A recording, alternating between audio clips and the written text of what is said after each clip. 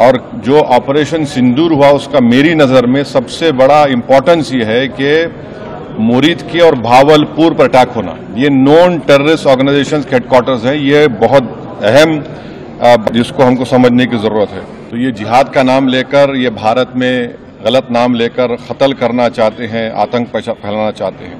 और मैंने कहा कि साउथ कश्मीर में गवर्नमेंट को बहुत एहतियात से काम करने की ज़रूरत है। वहाँ के यूथ को हमको खरीब करना है। चाइना से इतना इंपोर्ट कर रहा है, एक्सपोर्ट से ज़्यादा हो रहा है, तो हम चाइना पर भी इम्प्रेस करें कि वो पाकिस्तान को, टीआरएफ को, जितने टेररिस्ट वांटेड हैं इंडिया, उसको हवाले करें। ऑल पार्टी मीटिंग में मैंने कॉम्प्लीमेंट किया हमारी आर्म फोर्सेस को और भारत सरकार को कि उन्होंने एक ऑपरेशन सिंदूर को अंजाम दिया। मैंने अपनी बात में ये कहा कि एक इंटरनेशनल कैंपेन हमको चलाना चाहिए टीआरएफ के खिलाफ, और ख़ास तौर से सिक्योरिटी काउंसिल इसको डेजिग्नेट करे, और हमको यूनाइटेड स्टेट्स ऑफ अमेरिका को ये बताना है कि वो अपने ही मुल्क में इसको फॉरेन टेररिस्ट ऑर्गेनाइजेशन डेजिग्नेट करे।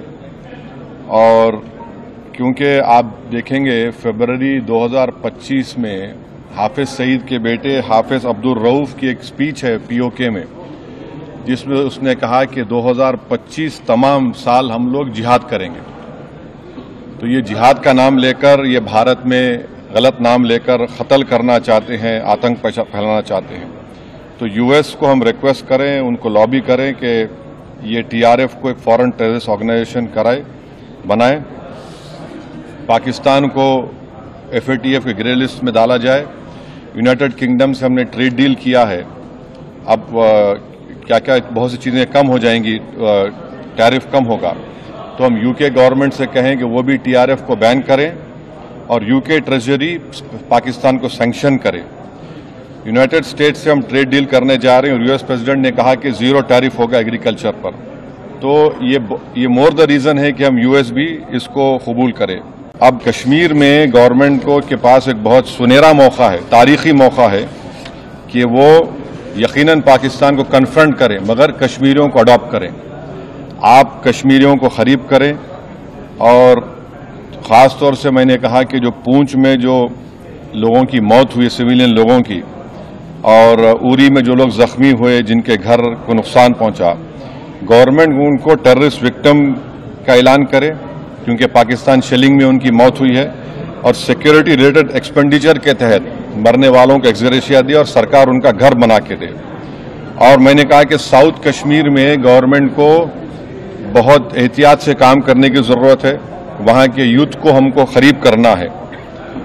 और जो ऑपरेशन सिंदूर हुआ उसका मेरी नज़र में सबसे बड़ा इम्पोर्टेंस ये है कि मुरीद के और भावलपुर पर अटैक होना, ये नॉन टेररिस्ट ऑर्गेनाइजेशन के हेडक्वार्टर्स हैं, ये बहुत अहम जिसको हमको समझने की ज़रूरत है। मिलिट्री स्ट्रेटेजी वाइज आप देखेंगे अब हमारे देश के लिए दो फ्रंट पे हॉस्टिलिटी होगी, एलएसी और एलओसी पर। इसलिए कि जब 16 में उरी हुआ, 2019 में हम बालाकोट किए, आज हमारी 50,000 फौज गलवान और पे बैठी हुई है। तो ये टू फ्रंट हॉस्टिलिटी को हमको देखने की ज़रूरत है। चाइना से हम इतना एक्सपोर्ट कर रहे हैं, इंपोर्ट से ज़्यादा चाइना से इतना इंपोर्ट कर रहे हैं, एक्सपोर्ट से ज़्यादा हो रहा है।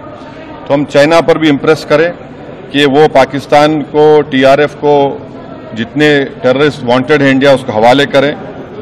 और गवर्नमेंट से मैंने गवर्नमेंट से कहा कि आपने अच्छा जवाब दिया ओआईसी को, और तुर्किया को हमको समझाना है कि तुर्किया पूरे विश्व में एक ऐसा कंट्री है जो अपने ही देश में जो टेररिस्ट ऑर्गेनाइजेशन है कर्ड्स, उनको बॉम्ब करता है।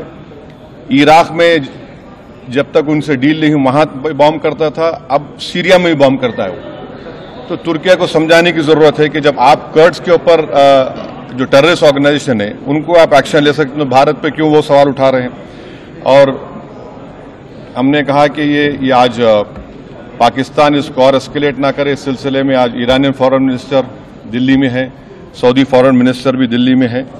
और जो देश में मैंने कहा कि जो एक यूफोरिया है, इसको सरकार को देश को और मुत्तहिद करने के लिए और देश को ताकतवर बनाने के लिए इस्तेमाल करना पड़ेगा। और जो लोग मैंने जिक्र किया, हिमांशी उस बच्ची का जिसने अपने पति को खोया 6 दिन की शादी के बाद, कि किस तरह सोशल मीडिया पर उसके ऊपर रिकेक हमले किए गए। और आखिर में मैंने कहा कि न्यूयॉर्क टाइम्स, रॉयटर्स और CNN ने एक कहा कि भटिंडा में एक रफाल गिरा है। वो सही है गलत है हम नहीं जानते, मगर हमने एक गवर्नमेंट से कहा कम से कम इंडियन एयरफोर्स को आप कहिए कि उसको डिनाई करे, ताकि हमारे आर्म फोर्सेस का मोराल और उनके रेपुटेशन में कोई कमी ना आए। Thank you.